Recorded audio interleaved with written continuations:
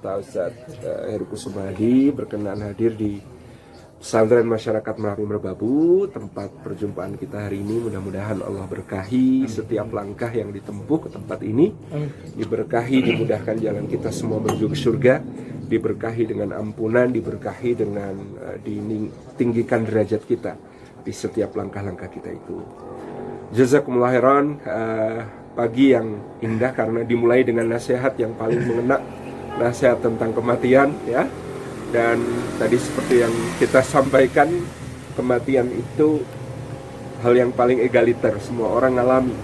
Kullu nafsin dha'iqatul maut, semua yang bernafas itu pasti akan berjiwa, pasti akan merasakan kematian. Dan di dalam surah Al-Mulk, Allah Subhanahu wa taala mengatakan, Alladzi khalaqal mauta wal hayata liyabluwakum ayyukum ahsanu amala wa huwal azizul ghafur.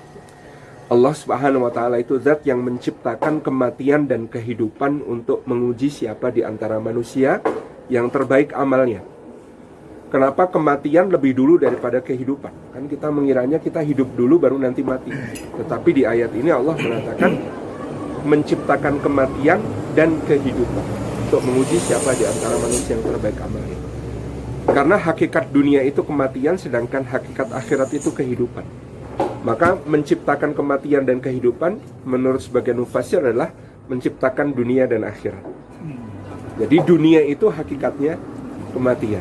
Semua sudah divonis mati. Semua kita sudah divonis mati. Sebenarnya nggak ada bedanya dengan narapidana mati. Semua sudah divonis mati. Kullu nafsin dha'iqatul maut. Kita nggak tahu kapan eksekusinya aja kan. Kadang-kadang narapidana mati juga nggak tahu kapan eksekusinya kan. Sama, berarti kita semua ini narapidana mati di penjara yang bernama dunia. Kita penjara dunia ini, Masya Allah ya, bagi orang mukmin dia disebut penjara oleh Rasulullah SAW. Karena memang dia sesuatu yang sangat lebih terbatas dibandingkan apa yang akan diterima oleh seorang mukmin di akhirat berupa surga. Jadi orang mukmin itu dipenjara karena ya dunia ini apa-apa terbatas. Nikmatnya dunia itu kan cuma segini. Nikmatnya dunia segini. Makan itu kan cuma segini. Lepas dari sini rasanya sama saja. Rasa nikmat makan cuma segini. Nikmat yang satunya juga cuma segitu. Lebih dari itu nggak enak.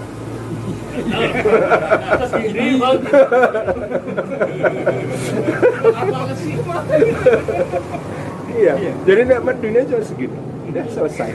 Nah, makanya hakikat dunia itu kematian. Dan dia itu bagi orang beriman, dia penjara.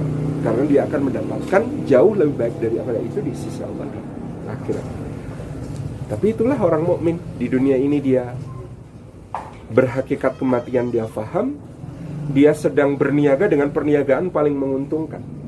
Perniagaan paling menguntungkan itu ya perniagaannya orang beriman, karena dia hidup 60 tahun, 70 tahun kata Nabi sallallahu alaihi wasallam. Dengan 60-70 tahun itu dia mengisi hanya sebagian kecil dari waktunya untuk pengabdian kepada Allah. Dia bisa mendapatkan kehidupan yang kekal dan abadi dalam kenikmatan di sisi Allah Subhanahu wa taala. Jadi kita di dalam kehidupan yang sangat sementara ini kita nikmati, tetapi kita tidak melupakan sebuah perniagaan di sisi Allah yang sangat luar biasa. Makanya dulu Imam Sufyan Ats-Tsauri punya kata-kata yang kalau direnungkan mendalam menarik.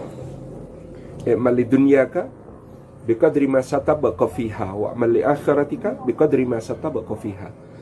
Beramalah untuk duniamu seberapa lama, sekadar berapa lama kamu akan tinggal di sana, dan beramalah untuk akhiratmu sekadar berapa lama engkau akan tinggal di sana. Itu nasihat yang tidak bisa dilaksanakan dengan cara membagi waktu. Karena coba kalau kita membayangkan, ini amal untuk dunia yang selama 60-70 tahun dibandingkan amal untuk akhirat yang kekal abadi selama-lamanya. Dari 24 jam berapa yang akan kita gunakan untuk dunia dan akhirat kalau begitu? Membaginya nggak bisa. Karena yang satu unlimited, yang satunya cuma 60-70 tahun. Maka nasihatnya Imam Sufyan Ats-Tsauri ini tidak bisa dilakukan dengan cara membagi, tetapi dengan meniatkan seluruh dunia kita ini untuk akhirat. Seluruh hidup kita untuk akhirat. Tidak ada yang sempat untuk kita niatkan untuk dunia, karena perbandingannya tidak match tadi, perbandingannya tidak masuk.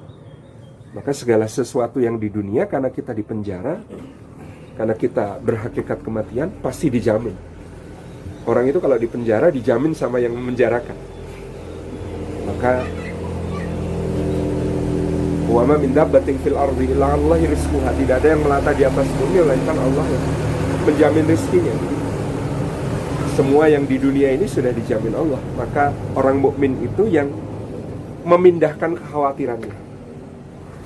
Kalau orang yang tidak beriman, dia mengkhawatirkan dunia. Kalau orang yang beriman, dia memindahkan kekhawatirannya dari mengkhawatirkan yang sudah dijamin menjadi mengkhawatirkan yang belum dijamin. Yang sudah dijamin adalah rizki, yang belum dijamin adalah am hasibtum an tadkhulul jannah. Apakah kamu mengira bahwa kamu pasti akan masuk surga?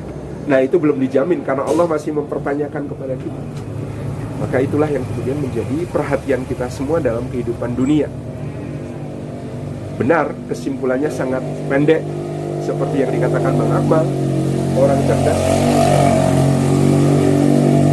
cerdas karena ya sebenarnya dia sekarang ini dalam kematian. Kehidupan yang hakiki adalah yang sesudah mati. Itulah yang perlu kemudian banyak-banyak dipersiapkan dan banyak-banyak diniatkan tadi, sehingga kita sebagai orang beriman diperintahkan untuk mengikuti kata-kata Rasulullah yang diperintahkan Allah kepadanya, inna salati wa nusuki wa mahyaya wa mamati lillahi rabbil alamin.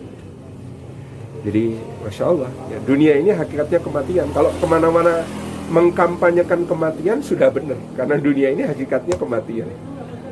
Dunia ini hakikatnya kematian. Yang hakikatnya kehidupan adalah akhirat nanti. Demikian. Ini para ustadz kita ini lebih layak dimintai nasihatnya. Boleh nanti boleh. Tambahin dikit.